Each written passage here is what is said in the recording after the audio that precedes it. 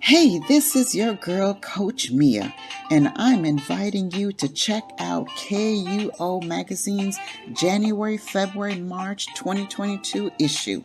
We're celebrating Women Rising and Reaching Back, featuring Nigerian storyteller, story teacher, and creativity coach Doris Ariel on the cover, along with 5 other amazing women who are an author, an advocate, life coach, self-empowerment educator, two-time breast cancer survivor, and there's so much more inside this issue to see.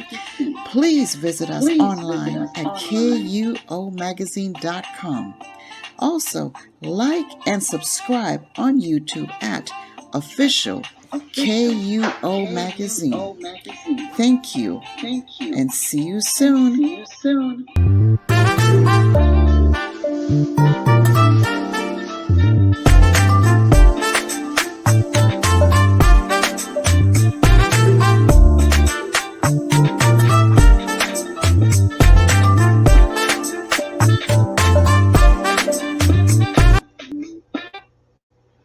Hi, I'm Coach Mea, and thank you all for tuning in to Season 1, Episode 1 of KUOMagazine Ribbons of Survivors 365 documentary series of Warriors of Hope and Courage.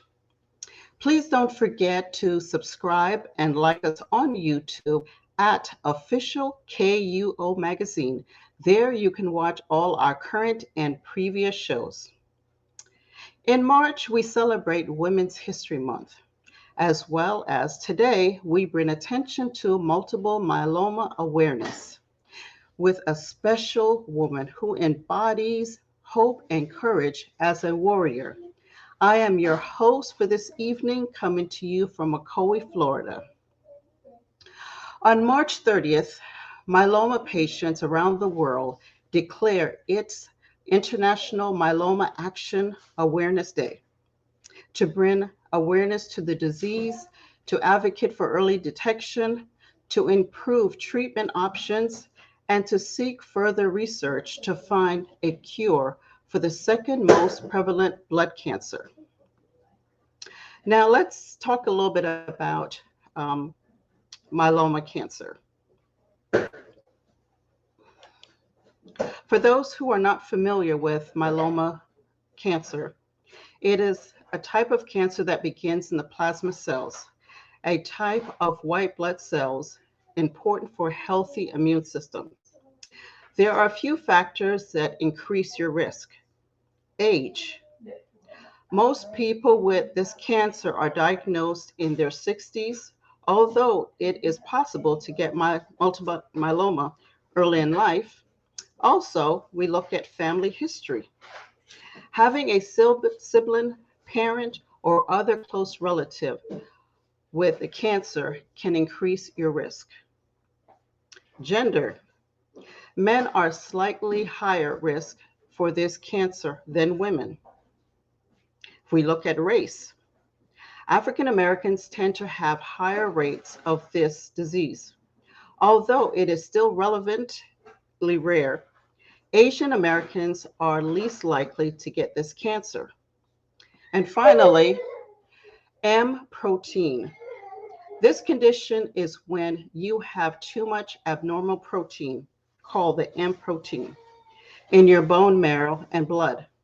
The M protein is rare, and the risk of that will turn into multiple myeloma is only 1% each year. Now, when it comes to the Leukemia and Lymphoma Society, LLS, it is at the forefront of the fight against myeloma. We have seen significant progress over the past decades, with new therapies resulting in overall survival. Their vision is to transform treatment and care for all those impacted by multiple myeloma.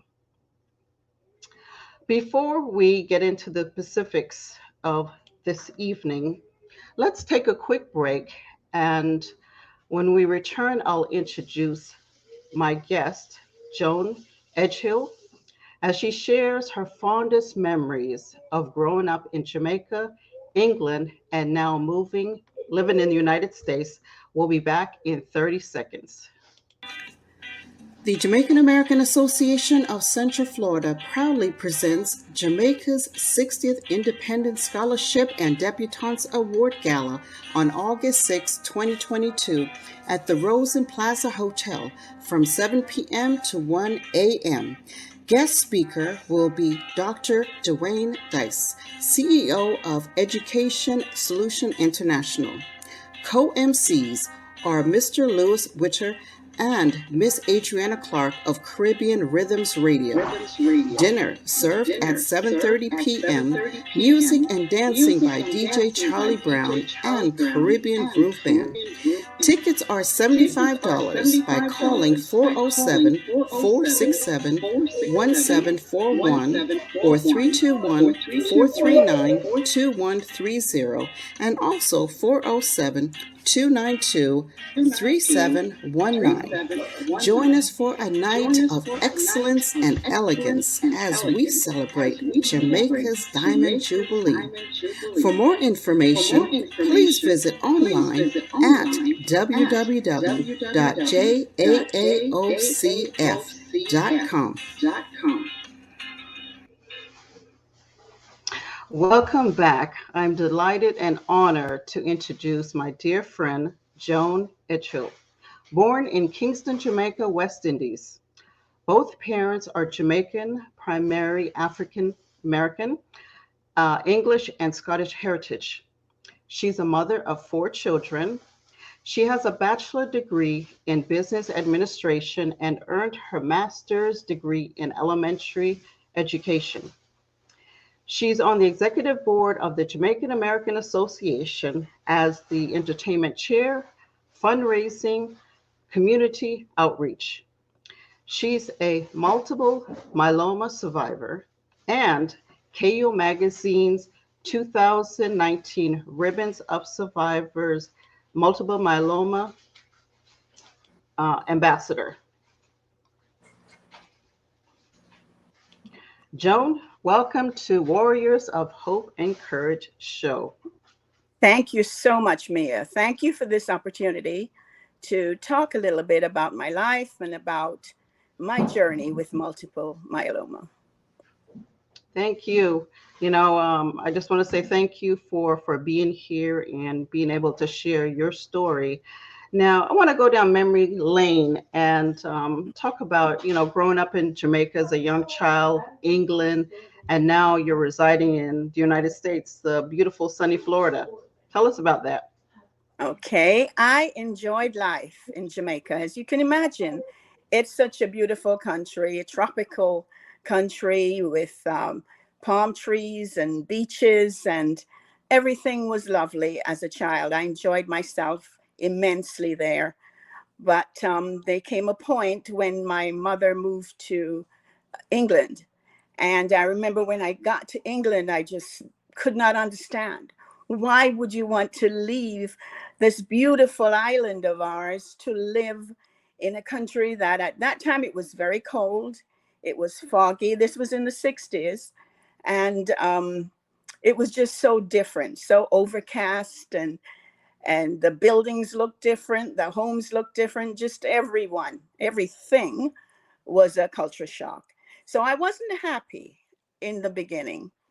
And when I first got to England, of course, there weren't so many of us. So we did have some racism and prejudice. We were called names, me and my cousins, we were called names like gollywogs and, the N-word and so on. But after a time, that changed. And we became used to it. And I actually got to like England. I grew up and I got married there, and I had my 4 children in England. My sisters, too, were all born in England. So I was the only one who was born in Jamaica. I definitely understand where you're coming from because, I left Jamaica when I was like 6 years old. And from there, I moved to Canada, then to Pennsylvania, now to Florida. So between those, it definitely was a cultural shock. Mm-hmm. I was just on Lady D's show, the Young People's Forum, and I was sharing how I was bullied, culturally discriminated for kids that just didn't understand this, Jamaican, girl that had this Jamaican Canadian accent all mixed in. It's just like I felt like an alien. But as time goes on, it got better. But I enjoy being here now in Florida, and Yes. where our culture is more diverse, and people are now loving the Caribbean culture, and have a better understanding, and educational wise about it. Now, March, we're celebrating Women's History Month. What does it mean in terms to you, with your Jamaican culture? Well, I believe that women are important everywhere, all over the world. So many amazing women, from Harriet Tubman to Oprah Winfrey. So many of us. We've achieved so much. And but from a Jamaican culture, we have our own hero, Jamaican female hero. She was a freedom fighter. Her name was Nanny of the Maroons. So she's very important to us too. But to be more personal, important women in my life were my grandmother and my mother. And there are other women, my daughter and others, who have shown such strength and fortitude and have been through so much, and yet they make it through. They're strong. And we say of the Jamaican people, there's a saying that says, we're little, but we're Talawa. And they're referring to us being a small island, but we're so strong and so tough.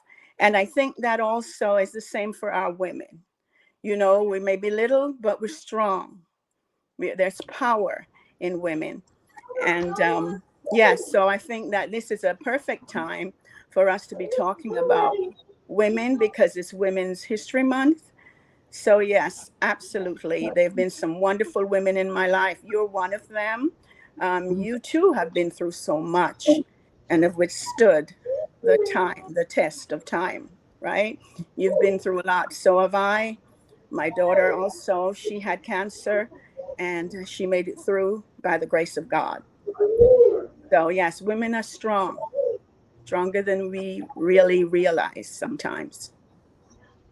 Yes, definitely, and I love celebrating, all my, women of culture, and having the opportunity to meet, different women from different, Hmm. the diaspora to, international, and to kind of step into their shoes and know, their culture, their upbringing. It really allows you to appreciate, where you're from, and be proud of that. And Hmm. as women, we're stronger than we actually think we are. Hmm. So again, to all the queens out there, happy Women History Month, and continue to keep doing what you're doing and inspiring many around the world. Now, I like to ask this question in my interview, and I get all kind of different answers from it. But for those who may be embarrassed or shunned away from, where they came from, and now have adopted the American lifestyle, from your observation, has the culture inspired America, or has America inspired the culture? Well, to answer the first part of that, to shy away from their culture, their own background, I could never possibly do that. I'm a very, very proud Jamaican. And I think most Jamaicans are. And some people might say, well, what is there to be proud of? Well, there's so much that we have to be proud of. There are issues in Jamaica that needs to be attended to. But for the most part, we are an incredible people. We grew up being proud of who we are. And going back to England, when I first got to England, I was fearless because of growing up in Jamaica, because of being comfortable in my own skin, because of having the freedom of a Jamaican. I felt empowered when I got to England. And when I came here to America too, I knew that there was nothing I couldn't do but for the grace of God. There's nothing I couldn't do if I put my mind to it, you know? So I'm very proud of that sense of most Jamaicans have, that they can do anything. And we prove it time and time again. You know, you have Jamaicans everywhere in the world, right? You have them in Timbuktu. I heard there were Jamaicans. So we're everywhere, and our culture is everywhere. So, absolutely, the Jamaican culture is spread worldwide. Everyone in the world knows about Jamaica. If it's not our music, it's our food. If it's not our food, it's our athletes. We have Mhm. Jamaican scientists who have cured cancer. I mean, we believe, something in us makes us believe we can do it all. There's Jamaicans who are playing ice hockey. Now, this is a tropical country, remember, and you've got us playing ice hockey. I don't even know where they practice, but you have the bobsled, for example. You know, Jamaicans actually felt that they could do that. You know, it's something in us that gives us this feeling that we can do just about anything. So, no, I am proud, very proud. As far as the culture, the US culture, yes, that also, you know, we take some of that too. You cannot live in a country and not, take on some of the culture of that country. So, absolutely, I've become Americanized in some ways. When I lived in London, I became, like very British in some ways too. So you do. So it's a give and take. But I love the Jamaican culture. Yeah, when it, comes to the culture, I know when I first came here, we had to go to a Caribbean grocery store to get certain things, and now you're seeing, so many products, whether it's from Walmart to Publix and stuff. So it's nice to see that how we've grown over the years and expanding the culture here, all over the world. That. Now, I want to go to our next section of the conversation, which is a more serious conversation, talking about, for the viewers that have just tuned in, we're talking, have gotten to know you a little bit about your culture, your upbringing, and what woman history means to you, and how the culture has inspired all of us, and America also inspired by the culture as well. Um, Now, you're living here in Florida, you're enjoying, living your best life with your family, and now you started to experience unexplainable symptoms. What was the moment when you realized that something is wrong with my health? Can you please share? Yes, there were some red flags prior to that moment.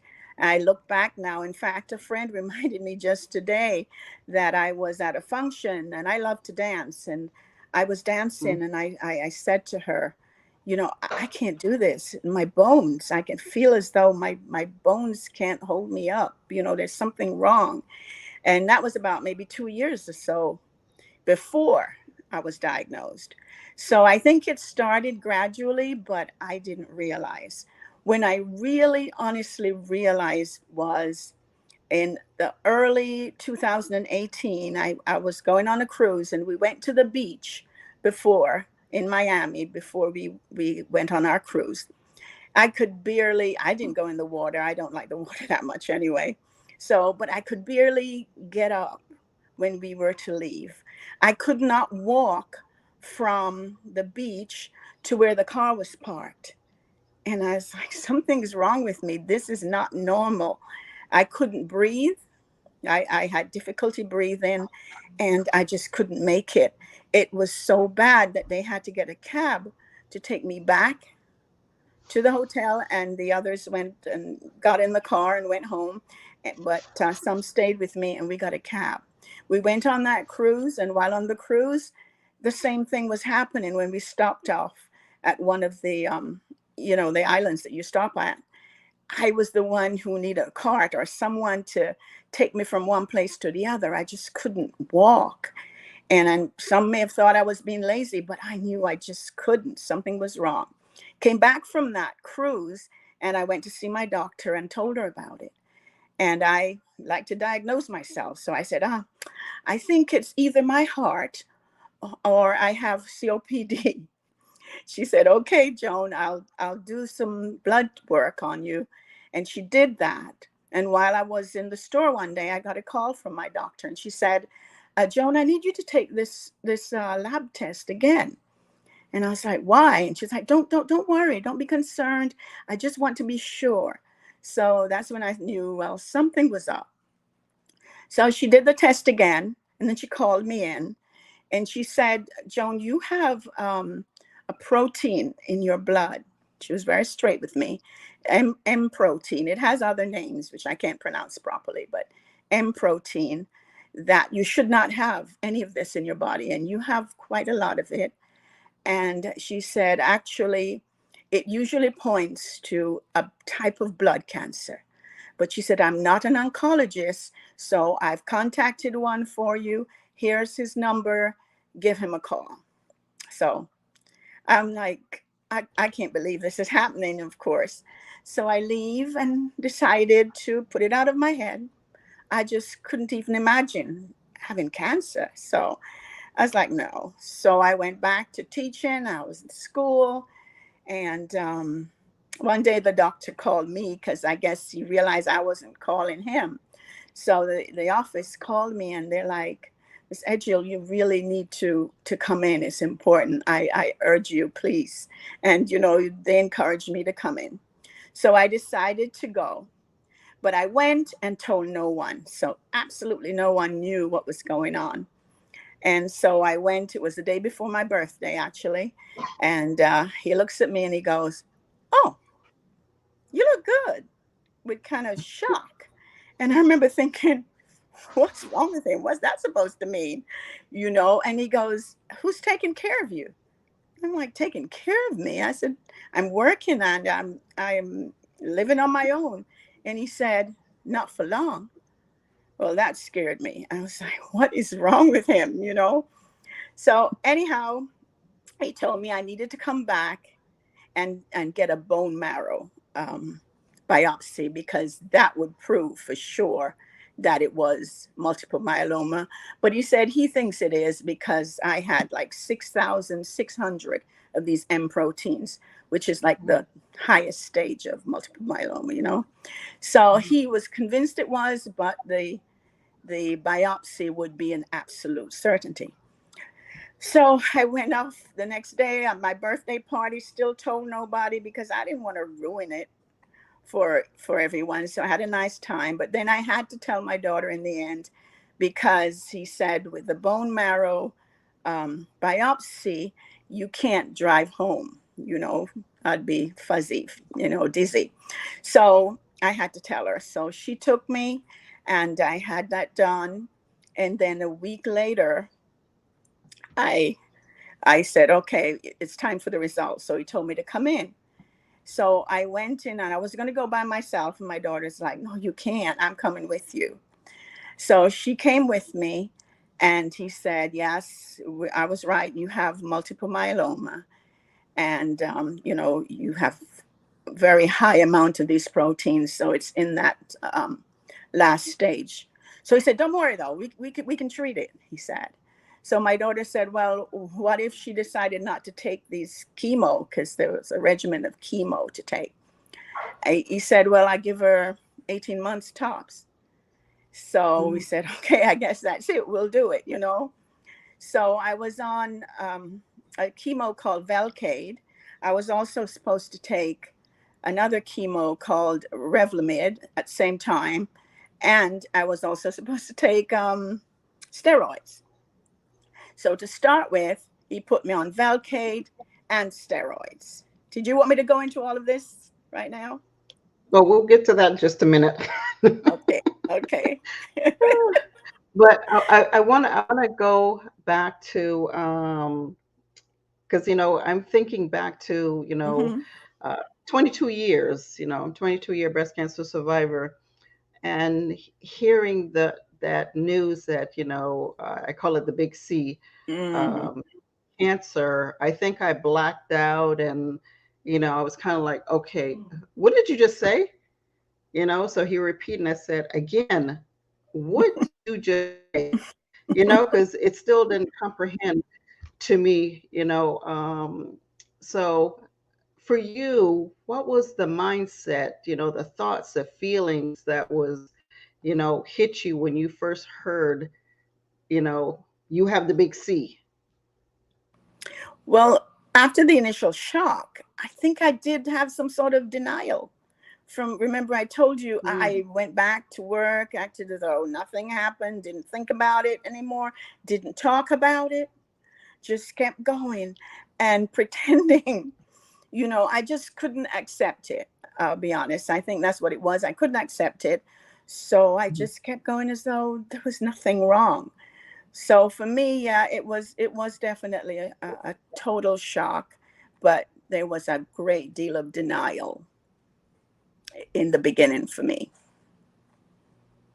yeah, I definitely experienced that as well too. And I think I blame God, I blame the world, everybody that I could possibly blame, because I felt that my childhood, what did I do to be cursed with this, with cancer, because I've always been healthy, ate right, did everything, and I was like, boom, this come about.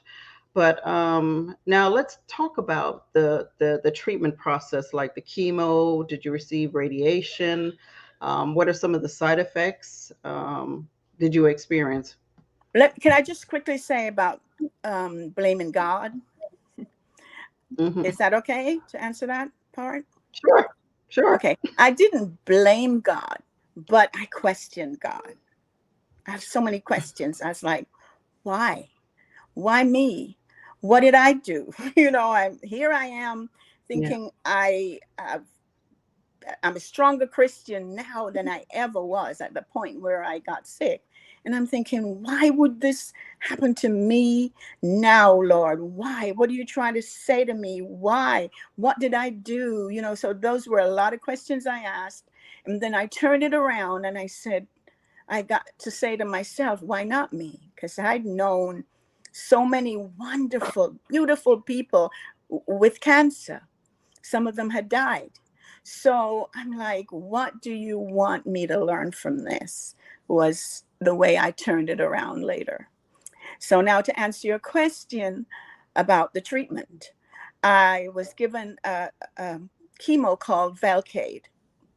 And with Velcade, it was injected into my stomach. So I had to go periodically to the cancer center to get that done.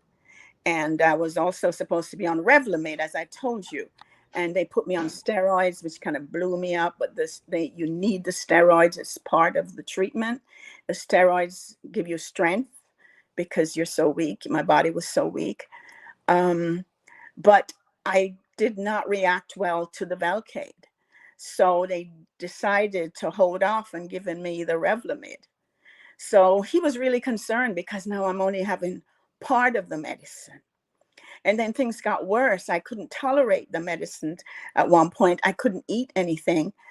It was as though I would taste the chemicals in my mouth every time I ate. Even I couldn't even drink water.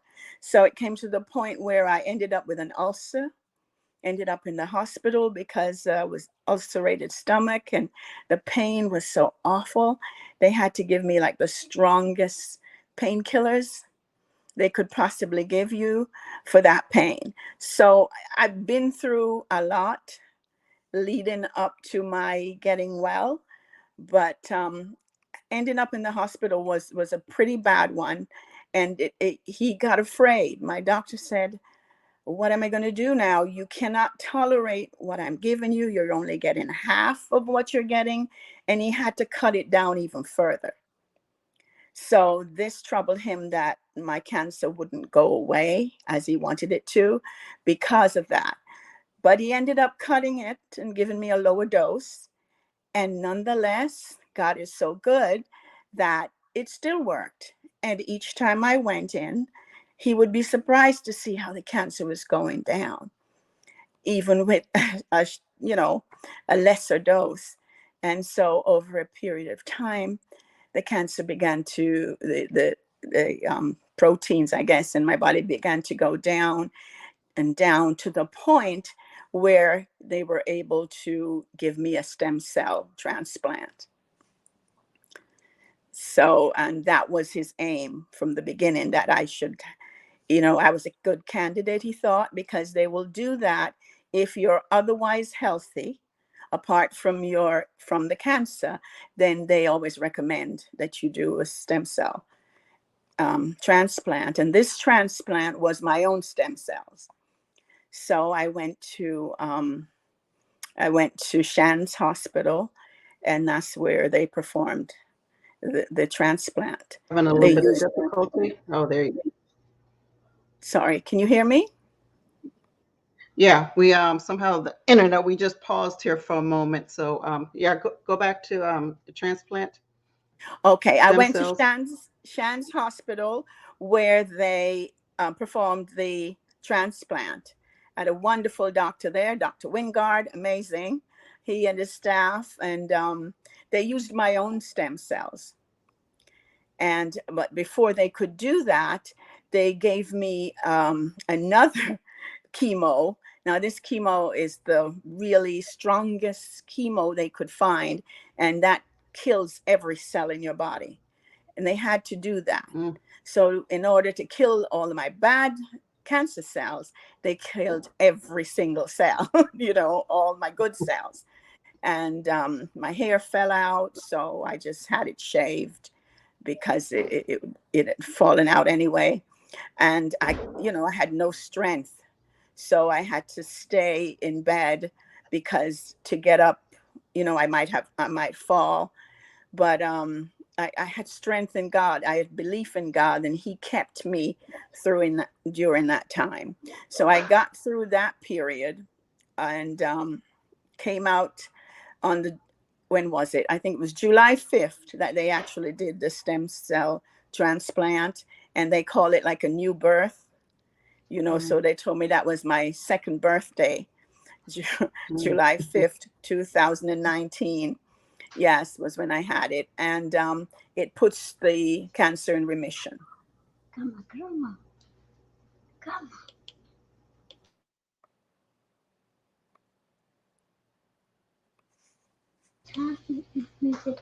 Now, did you receive any support during that time, attending like any uh, group therapy? Group therapy was offered, but I want to say thank you to my family and to my friends. I had such tremendous support from people who loved me, from people who cared about me, from people who were there. I had friends and family who came to Gainesville and stayed with me, because I needed that. I needed people there. I had my daughter, who she put together like a spreadsheet, and she had different people, friends and so on, who would come and see me and visit me and stay with me and love on me. And my church family prayed for me. And the Jamaican American Association made a special collection of funds to help me. I mean, it was just amazing how much support I got from family and from friends. So yes, they did offer me support help,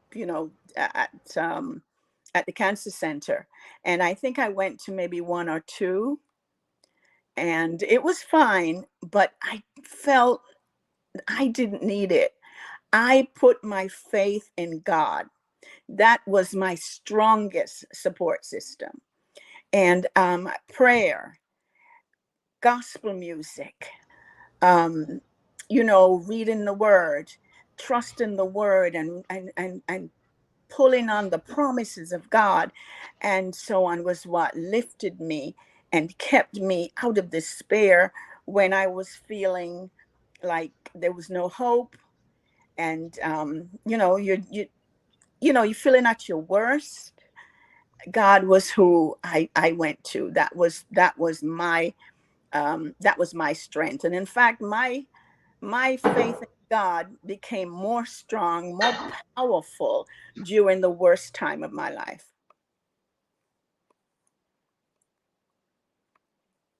It's definitely important to have that support system, with, family and friends to get you through, because Mhm. it is a difficult time, and especially, what we endure, taking the chemo, being sick, and sometimes you feel like you're at death's door, that you don't have the Mhm. strength to get through it and continue, and stuff. I know many times, I had thoughts of suicide.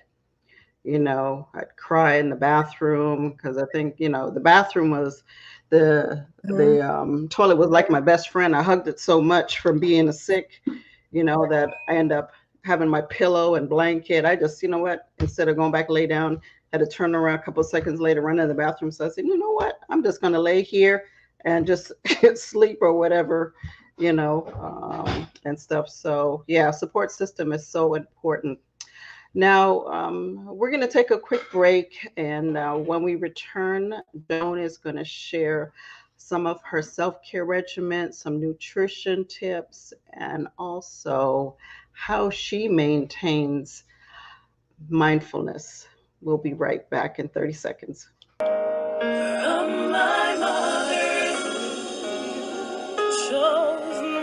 This is Stacy Elevated Wilson, and you're listening to Star Straight Talk with Amazing Reality. Join in every Thursday at 8 p.m. on WOKB 1680 AM and 100.7 FM in Kissimmee, and listen to Miss Jackson. She is for real with Michaela and Julian.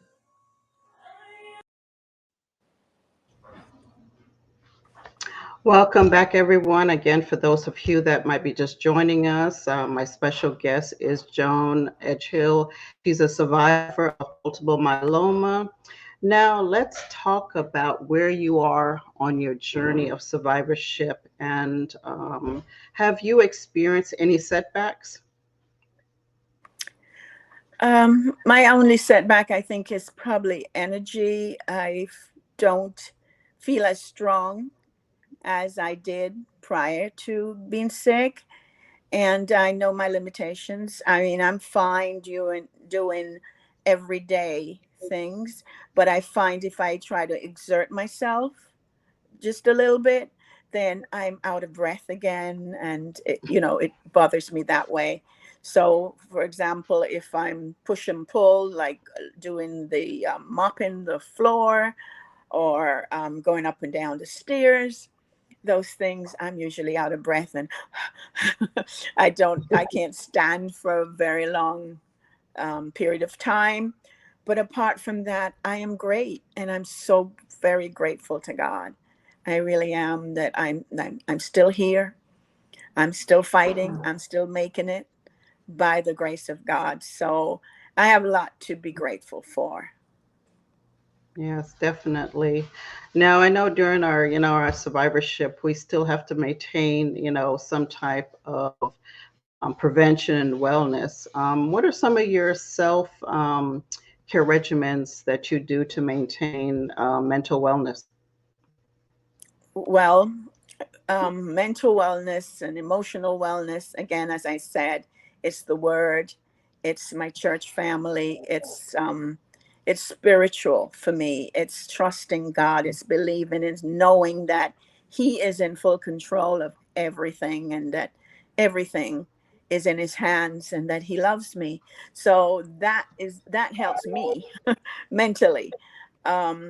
Physically, I have not given up a lot of foods. I know there's probably some things that they say you should, but my doctors didn't tell me that I needed to give up anything. But I definitely have given up soda. That I don't touch soda anymore.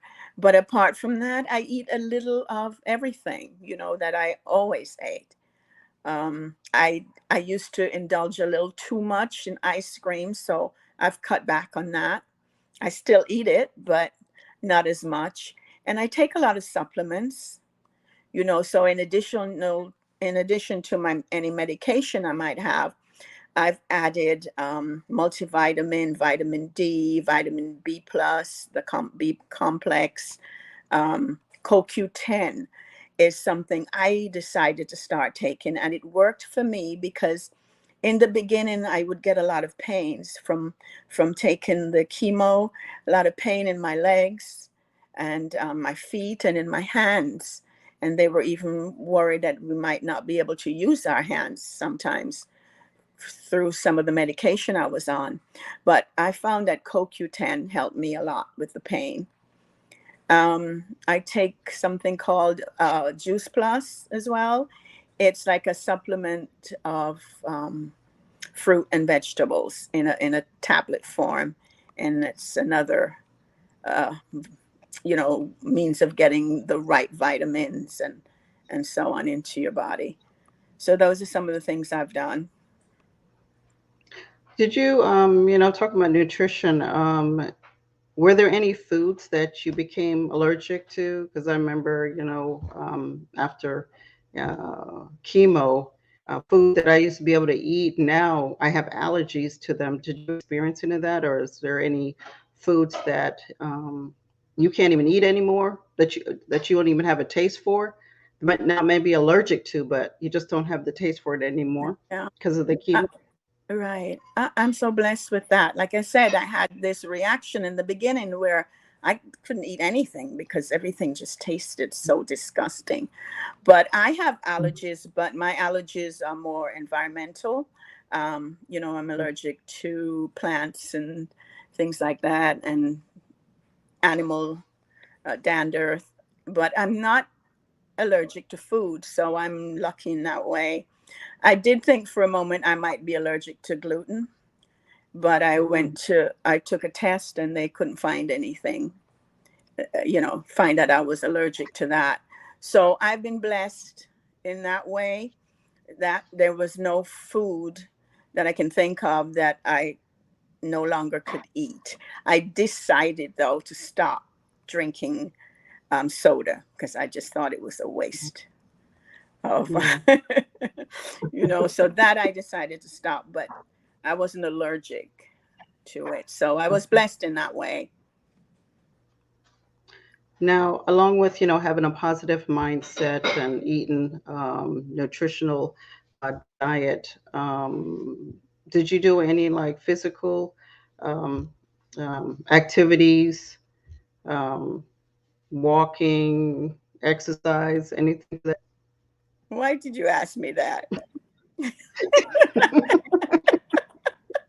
hey, walking around the house counts as, hey, I can't exercise tell a lie. I'm going to in my be book. like, I cannot lie to anybody. I just don't like exercise. Please, God forgive me, but I Mm. don't.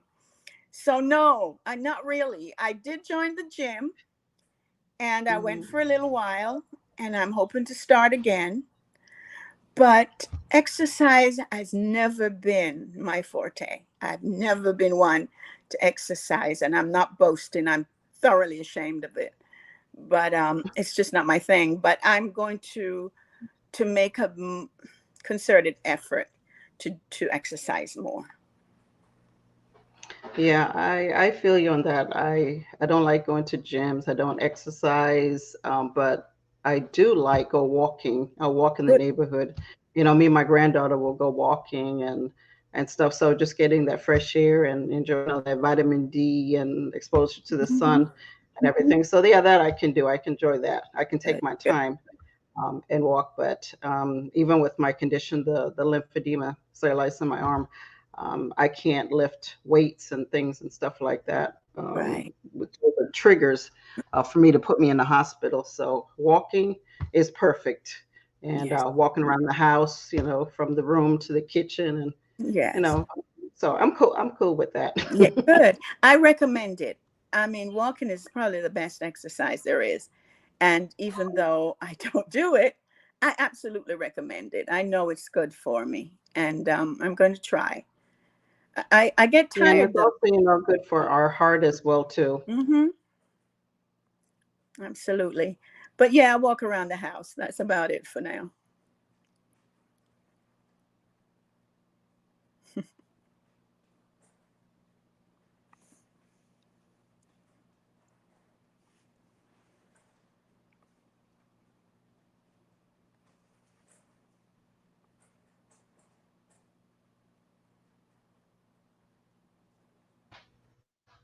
Hello? I think my thing was on mute. Yes, I Um, can hear you. Now that you're very spiritual, do you feel that your faith is even more stronger um, from what you've gone through today? Absolutely. It started actually in 2013 when my daughter was diagnosed with cancer.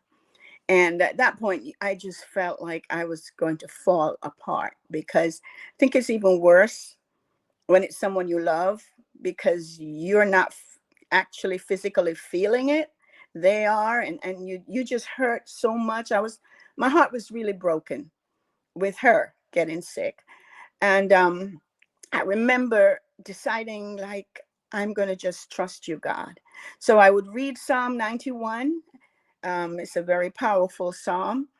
And I would, after each verse, I would say, Lord, I choose to trust you. And I kept doing that until, you know what? One day I did trust him. It grew. My faith grew. My belief, my strength in him grew from doing that because I knew in my spirit that I wasn't very strong in my faith. But going through that with her strengthened me and I think prepared me for my own test. But going through it with her, absolutely, I started to feel a closeness to God that I hadn't had before, and a belief and a strength, and just knowing that it didn't matter what happened. I didn't want bad things to happen to me, but I knew it didn't matter, that he was going to be with me through it, and that I would get through it on the other side, and that he would never leave me nor forsake me. And all those scriptures that I'd read would just come into my mind and into my head. And certain songs that you hear on the radio would just encourage me. And I have a home team group of ladies who we meet and we have fellowship together and Bible study together. And then I had prayer meetings that I would have as well, a prayer group on a Wednesday. So there were so many things that helped to build me. But what was meant to break me, I keep saying, made me strong. And I think that happens a lot. If we persevere, the things that are meant to break you will make you stronger. I think back to when my sister was diagnosed with cancer, lymphoma. Um, you know, Hmm. may she rest in peace. Um, and then, 6 months later, I was diagnosed with breast cancer. So my mother's dealing with, her oldest child and her youngest child at the same time, and stuff. And, and I look at you and Denise, and I think, with her being diagnosed with a breast cancer, that it kind of prepared you Yes, ahead of time, not knowing this was something that was going to happen to you right. as well. And Denise, of course, she's our 2014 Ribbons of Survivors breast cancer ambassador as well. And at that point, I didn't even make the connection that you are mother and daughter. And I Yeah, knew you, and I knew her. Like, it just separate. didn't click. you know. Small So world. yeah, yeah. So I think Yeah. that's a blessing aside that, supporting her, what she went through. And then now Yes. the table is flipped. Now your daughter is supporting you, Amen. that Yes. journey. And now you guys, I think, probably have a deeper, relationship, that bond of, Yeah. in cancer survivors. Yes. Which, Absolutely. Yes. Yes. I don't call enough, but she knows I love her more than anything. So yeah, now she's a yeah, trooper, and I she see on is. Instagram, and her and her husband Noel, and she's living her best life. You wouldn't Yes. even think this Yes. girl went through cancer. Amen. What 6 years now? 6, 7 years now. I think it's more than So that. I think it's around like 2013, maybe like almost 9 years, isn't it? Time flies. wow, So it's been a while. yes, It's been a while. And she's been through it, ups and downs. You get these reports from the doctor. Oh, we think we see something. You know how they do that. We're not sure of a yeah, thing. So she's been through a lot of that, but God has kept her. mm, And she too, I'm sure, has realized that she's stronger than she ever imagined she could be. And I think she's strong for herself and for her children, for her daughters and I mean, for her husband. yeah. She has an So amazing family that yes, supports her, and you as amen, well too. amen. But I know the power of prayer. Now, I'm telling you, when just real quick, when she first got mhm, it, I got together a group of ladies from my home team and friends, Christian ladies, and we went to her house and we laid hands on her and prayed over her, anointed her head with oil. mhm, We weren't playing. I wasn't playing, and we mhm. covered her and we prayed over her. And I know and believe and trust that God healed her. Thank you, Lord. So Yeah. sorry, go on. And I remember, speaking to her the night before she was having surgery. And she's like, I'm not sure what it's going to happen and what, and I say, look here, I'm not going to sugarcoat nothing. I said, if you have never experienced pain, I said, you will. Mm, I'm not going to lie to you. And, after a couple of days, she called me and she's like, Mea, thank you, because her mindset was prepared to deal with that pain. Like, yeah. when you're not aware of that, because I went through that. I'm just like, why didn't anybody tell But me tell I'm going to be me, going right? through this? So she was able to cope with it a lot better, and what she's Mm-hmm, going to experience, and losing her hair and taste buds and everything. It's like, okay, mm-hmm. I got it. I can cope now. Yes. Um, so let's talk about something more pleasant. Now, we've gotten over the survivorship. We live in our best life again now, and you know. Let's talk about the Jamaican American Association. You were on the executive board as a member. Tell us a little bit about the history of the organization. Well, this organization is more than 30 years old. And I think uh, the founder, her name is Mrs. Marjorie Brown. She and some other members got together and started this association. So, as I said, it's more than 30 years old. They're a 501, was it 501c? Yes. 503c? I'm saying this incorrect, but they are Yeah, nonprofit. 501c3. Yeah, we're a Mm-hmm. nonprofit, and we basically give back. So we try to support and build stronger communities, both here in the United States, in the Orlando area, and also in Jamaica. We also um, we also have functions, and there's one coming up, and those help to fund our scholarships because we want to give Mm-hmm. back. We want to give back to those who may need support. And we believe in education. Education is key. Uh, I neglected to say that our president at this time currently is Dr. Barbara Dawkins. and she's doing an excellent job as president. And our vice president is Dr. Mulva Pearson. And these are amazing ladies. You see, so far I've named three ladies, just tells you how wonderful ladies are. We do have some wonderful gentlemen too in our association who have been past presidents. But as I was saying, our main um, our main focus is education. We give scholarships because we believe that education is key. It's key to survival. It's not the only thing in the world, but it's a very important thing. And I think when a people are educated, there is success that comes from that. And so that's why we give so much scholarships and so on. This year, though, we're having an amazing event because not only are we celebrating Jamaica's 60th independence, because it's been 60 years since we got our independence. Isn't that amazing? Time's surely flying. Freedom. Yes, and there's so much has happened within those 30 years. So, but we're proud of that. So we're celebrating that.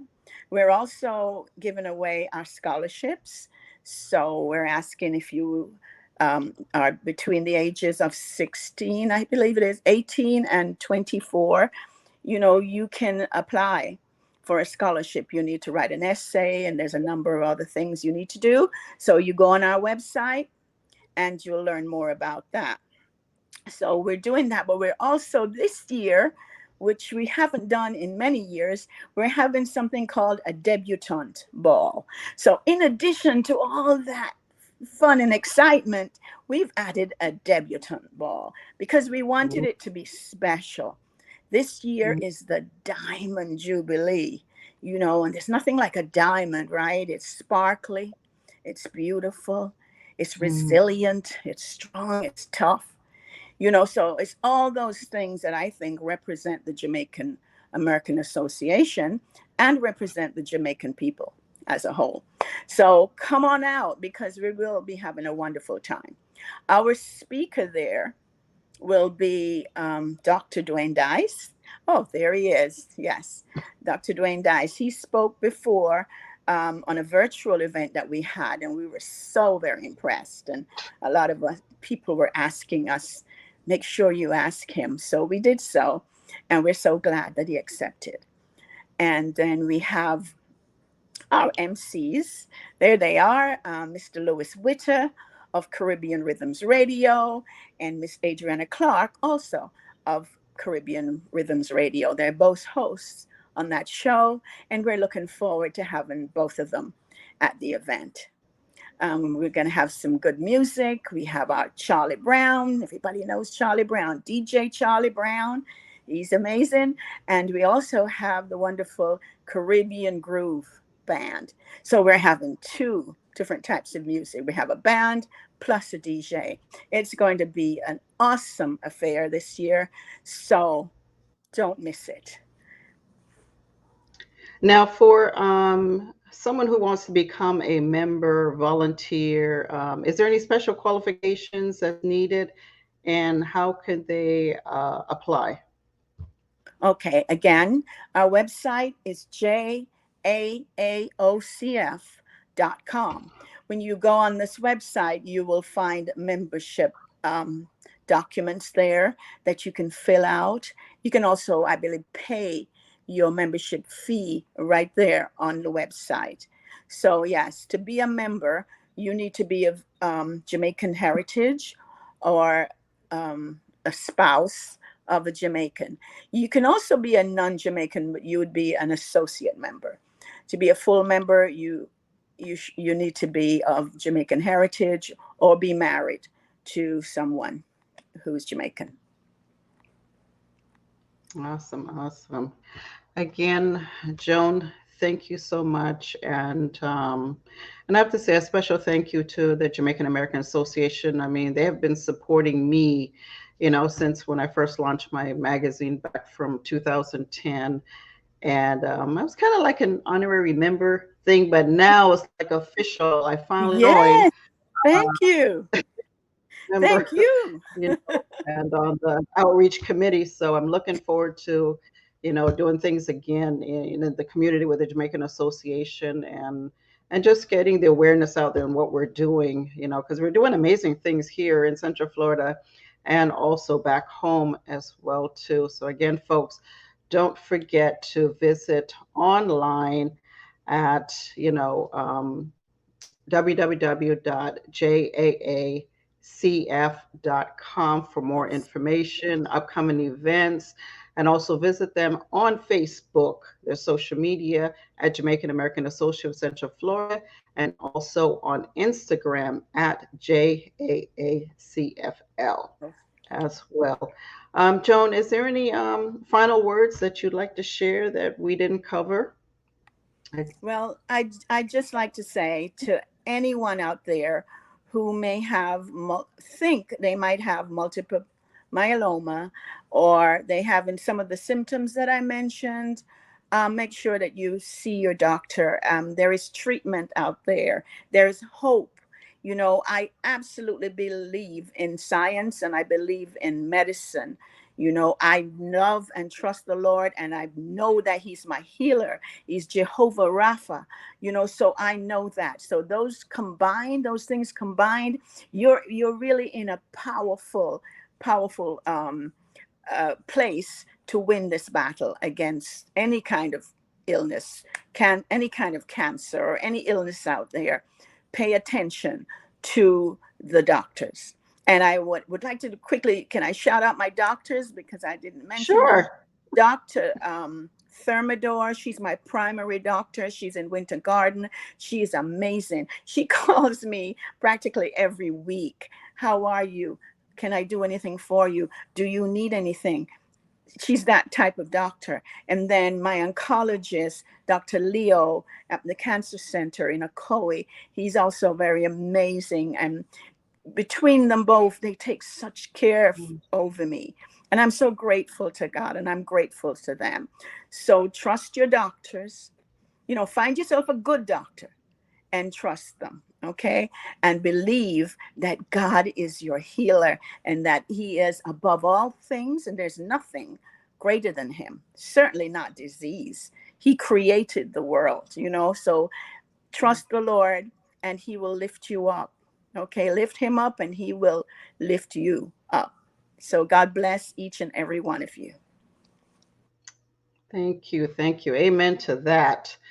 And again, Joan, thank you so much for being here today, your busy schedule, and, share a little bit about your culture, sharing, surviving multiple Can you hear me? myeloma.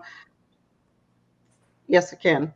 And, some, your self-care tips and about the Jamaican American Association. And it's just an honor to have you here today. And I wish you all the best in your endeavors and more years of survivorship um, to you. And again, I'm looking forward to the Independence Dance that is coming up on Saturday, August the 6th. That's Jamaica's official Independence Day in Jamaica. So we're going to be celebrating, partying, and all that. So again, don't forget to visit online with that. But let me share a little bit of what's coming up on the next Glow show in April. Join the conversation on Glow 365 TV on Tuesday, April 12th at 7 p.m. Eastern Standard Time. Our featured guest is going to be Marcus Boyd for Autism Awareness Month. He shares beyond the pages of his life, and you'll discover he's a 4-time award-winning autism activist, 13-time award-winning music producer and composer. He plays multiple instruments. He's a rapper and the voice of autism. Streaming live on Facebook at Glow 365 TV show and at Woman of Culture, culture spelled with a K, and at Quayle Works, and that's KWELIWORKS, and also on YouTube at Women of Culture, culture spelled with a K.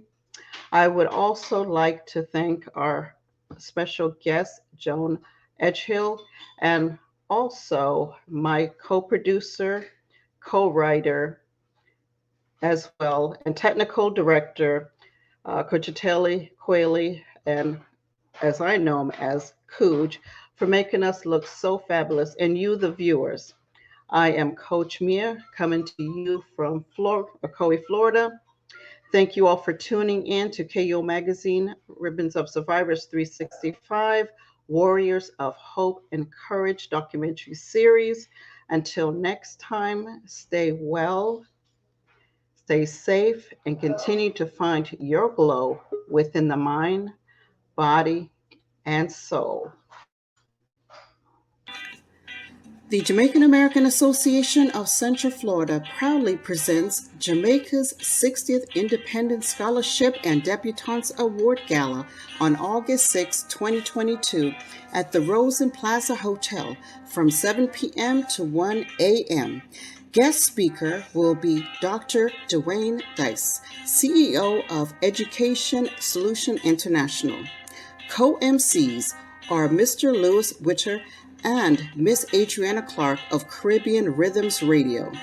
Dinner served at 7:30 p.m., music and dancing by DJ Charlie Brown and Caribbean Groove Band. Tickets are $75 by calling 407-467-1741 or 321-439-2130 and also 407-292-3719. Join us for a night of excellence and elegance as we celebrate Jamaica's Diamond Jubilee. For more information, please visit online at www.jaaocf.com.